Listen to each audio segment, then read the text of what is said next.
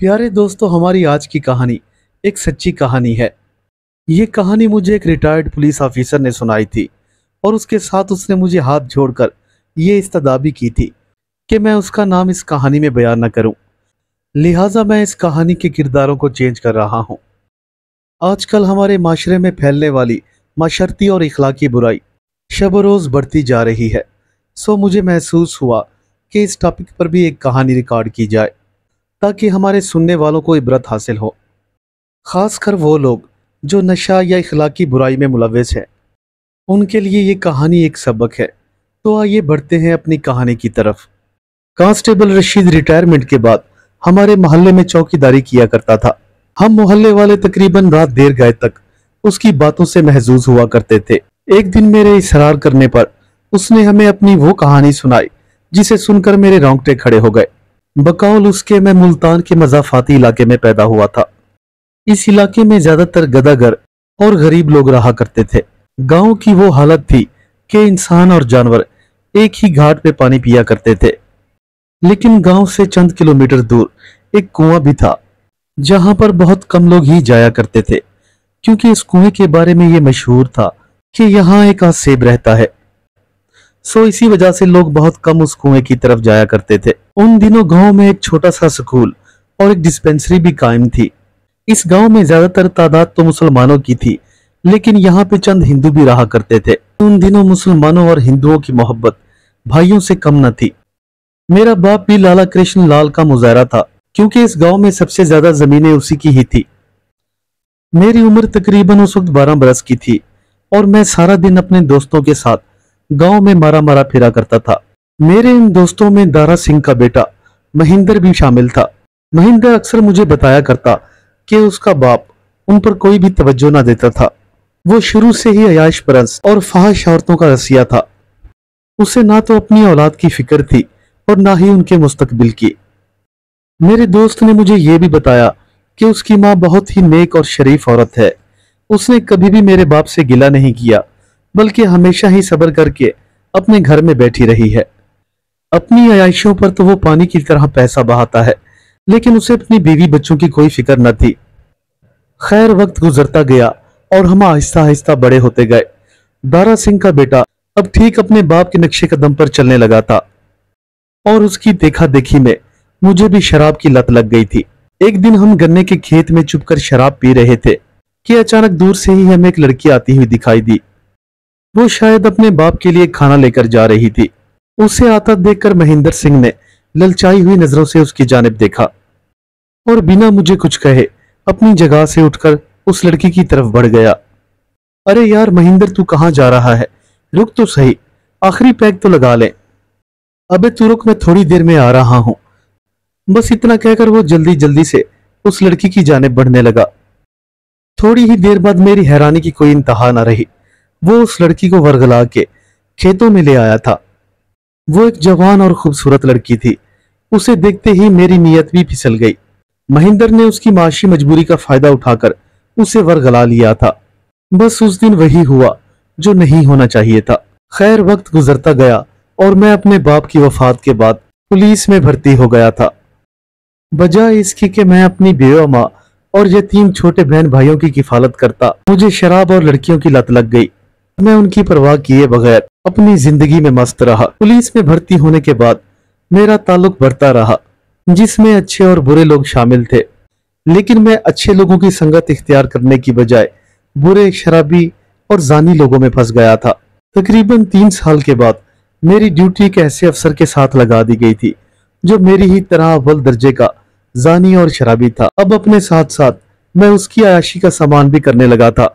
एक रात मैं उनकी कोठी के बाहर पहरा दे रहा था कि उनकी बेगम घबराहट के आलम में बाहर निकली।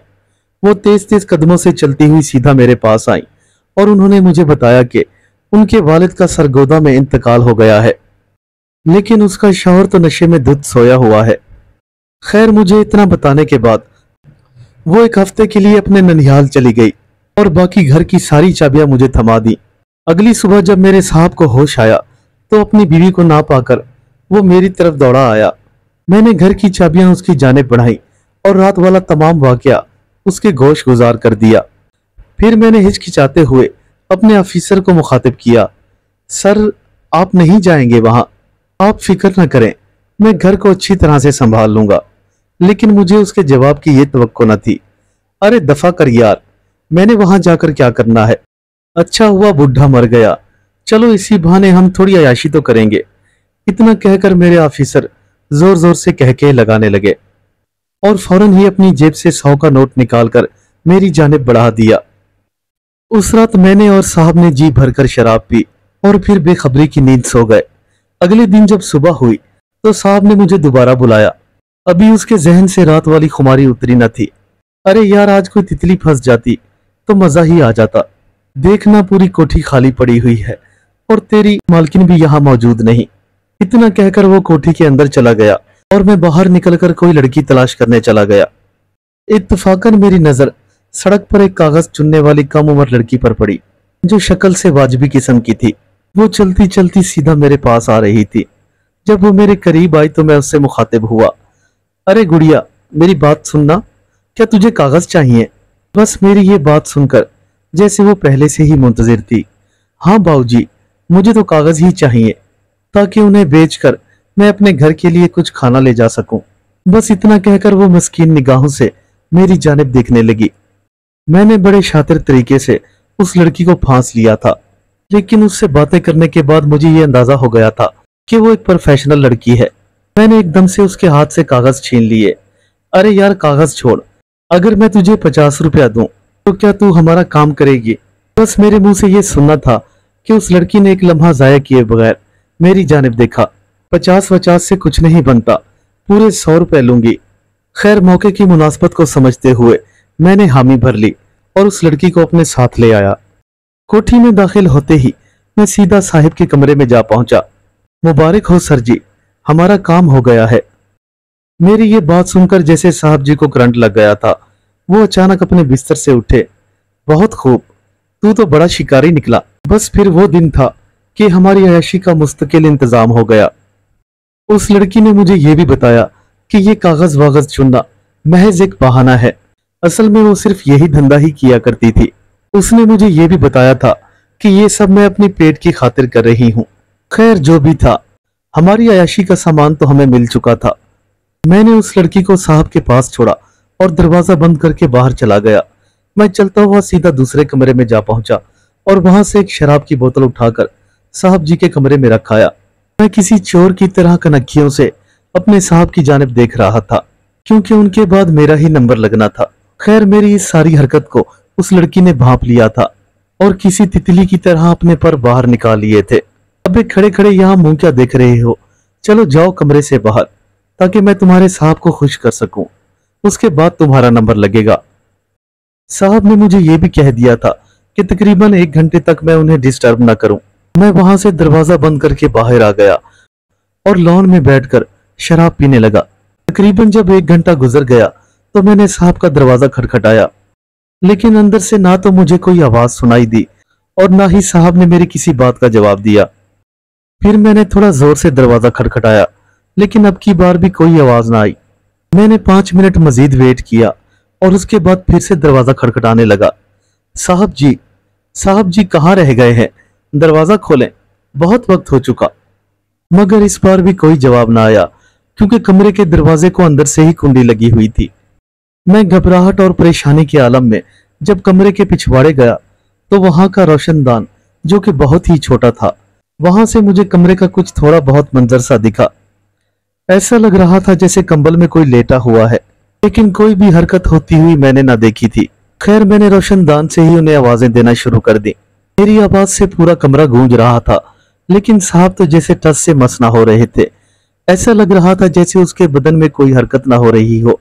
ये मंजर देखकर अब मेरे हाथ पांव सुन्न होने लगे थे और खौफ से ठंडे पसीने भी आना शुरू हो गए थे।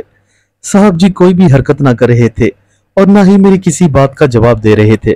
मेरा ये शोर सुनकर थोड़ी ही देर बाद आस पड़ोस के लोग भी जमा हो गए, क्योंकि मैं उस वक्त घर की दीवार से कमरे के अंदर झांक रहा था, तो आते जाते लोगों ने मुझे देख लिया था। खैर, अब अपने दिल ही दिल में मैं खौफजदा हो रहा था कि ये लोग पूछेंगे तो मैं इन्हें क्या जवाब दूंगा। और मुझे ये भी डर था कि जब दरवाजे की कुंडी खुलेगी तो असल हकीकत लोगों को पता चल जाएगी। मेरे जहन में हजारों वसवसे कूदने लगे, लेकिन दूसरी तरफ मेरे साहब बेसुध थे। न जाने उन्हें क्या हो गया था। मैंने अपने आसाब पर काबू पाने की कोशिश की और ये सोचने लगा कि लड़की लाजमी अंदर होगी, क्योंकि अगर उसने साहब को मार दिया है तो वो मुझे नजर क्यों नहीं आ रही। मैं जल्दी में उस कमबख्त का नाम भी नहीं पूछ पाया था। असल राज तो ये था जो मेरे अंदर छुपा हुआ था। मैं भला बेगम साहबा को और लोगों को क्या जवाब दूंगा कि उनकी गैर मौजूदगी में मैं उनके साहब की अयाशी का सामान करता रहा। लेकिन भला अब क्या हो सकता था। मैं बुरी तरह से फंस चुका था और मेरे दिमाग में मुख्तलिफ सवालात आ रहे थे। मैंने आखिरी बार दरवाजे को जोर से धक्का देकर खोलने की कोशिश की, लेकिन दरवाजा अपनी जगह से ना हिला और मोहल्ले के बहुत से लोग जमा हो गए। अब उन्होंने मिलकर दरवाजे को तोड़ना शुरू कर दिया था। कुछ ही देर बाद धड़ाम की आवाज के साथ वो दरवाजा टूटकर फर्श पर जा गिरा और कमरे में से एक काली बिल्ली चिल्लाती हुई बाहर की जानब निकली। उसके मुंह पर खून लगा हुआ था और वो बहुत ही तेजी से उछली थी। कमरे में दाखिल होते ही जो पहला मंजर मैंने देखा उसने मेरे औसान खता कर दिए। शराब की बोतल खुली हुई एक साइड टेबल पर पड़ी हुई थी और साहब जी की रूह इस दुनिया फानी से परवाज कर चुकी थी। उनकी आंखें खुली हुई थी और उनके सीने पर अजीबोगरीब जख्मों के बड़े बड़े निशान थे। अल्लाह जाने ये क्या माजरा था। लोगों ने सवालिया नजरों से मेरी जानिब देखा और मेरे गिरेबान से पकड़ लिया। बता आखिर क्या बात है, कहीं तूने तो ये सब कुछ नहीं किया। लेकिन मैं किसी पत्थर की मानिद बेजान वहां खड़ा रहा। इतनी ही देर में बेगम साहबा भी आन पहुंची।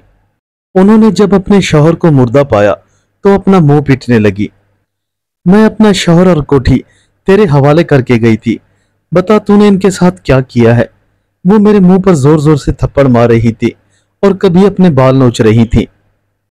मेरे शौहर को जरूर तूने पैसे के लालच में मारा है, और ये शराब की बोतल, मेरे शौहर ने तो कभी शराब को हाथ भी नहीं लगाया। जरूर ये तेरी हरकत है, तूने ही मेरे शौहर को शराब पिलाकर मार दिया है। इतना कहकर वो मेरे बाल नोचने लगी। हालांकि बेगम साहबा को सब मालूम था कि उनके शौहर कितने जानी और शराबी हैं, लेकिन पता नहीं उन्हें क्या हो गया था कि अपने शौहर की मौत का गम उन्हें मेरे ऊपर इल्जाम लगाने पर मजबूर कर रहा था। वो बराबर ही मुझे मोरद इल्जाम ठहरा रही थी और वहां मौजूद बाकी लोगों ने भी मेरी किसी बात पर कोई यकीन न किया। खैर उस दिन मुझे पुलिस के हवाले कर दिया और पुलिस आए रोज मेरा जिस्मानी रिमांड लेती रही। आखिरकार पुलिस की मार से मैं टूट गया और सच बोल दिया, लेकिन उन्होंने मेरे बयान को मनगढ़ंत और फर्जी करार दे दिया। मेरे वकील ने कोर्ट से इस्तदा की कि मेरे मुवक्किल के बयान पर रोशनी की जाए और लाश का पोस्टमार्टम कराया जाए। खैर दूसरी या तीसरी पेशी पर खुदा खुदा करके अदालत ने हुक्म जारी किया और साहब का पोस्टमार्टम कराया गया। पुलिस इंक्वायरी में एक बड़ी अजीब रिपोर्ट सामने आई। उसमें एक चीज मेरे हक में लिखी हुई थी। उसमें यह लिखा था कि साहब जी की मौत किसी पुरस्रार मखलूक के पंजों की वजह से हुई है और मरने से पहले उन्होंने किसी के साथ ज्यादती भी की थी। बस यही चीज मेरे हक बजानिब हुई और अदालत ने मुझे शक का फायदा देते हुए हमेशा के लिए बरी कर दिया। लेकिन मुझे पुलिस की नौकरी से फारिग कर दिया गया। मेरा सब कुछ तबाह हो गया। बदफेली करने वाले जानी और शराबी लोगों का आखिर यही अंजाम तो होता है जो कि मेरा हुआ था। खैर बरी होने के बाद मैंने वहां रहना मुनासिब न समझा और सीधा ही रेलवे स्टेशन आन पहुंचा। जब मैं ट्रेन में सवार हुआ तो मुझे अपने ही डब्बे में अपने सामने वाली सीट पर वही काली लड़की दिखाई दी जो खिड़की के साथ बैठी हुई शैतानी मुस्कुराहट के साथ मेरी तरफ देख रही थी। लेकिन उसे देखकर मैं हैरत से चिल्ला न सका। ये वही लड़की तो थी जिसने काली बिल्ली का रूप धाकर मेरे साहब को हमेशा हमेशा के लिए मौत के घाट उतार दिया था। खैर उस दिन के बाद मैं हमेशा हमेशा के लिए तौबा ताइब हो गया था, लेकिन मेरे जिंदगी के 25 साल बर्बाद हो चुके थे।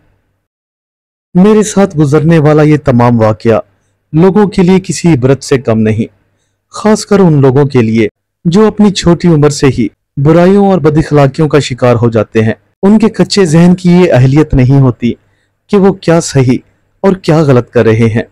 लिहाजा उनके माँ बाप का ये फर्ज बनता है कि अपने बच्चों की अच्छी तरह से केयर करें और उन पर हमेशा अपनी नजर रखें। उम्मीद करता हूं मेरे दोस्तों को आज की वीडियो पसंद आई होगी। चैनल पर आने वाले तमाम नए दोस्तों से गुजारिश है कि चैनल को सब्सक्राइब कर लें اور ویڈیو کو اپنے دوستوں کے ساتھ بھی شیئر کرنا نہ بھولیں۔ ملتے ہیں کل ایک نئی کہانی کے ساتھ، تب تک کے لیے اللہ حافظ۔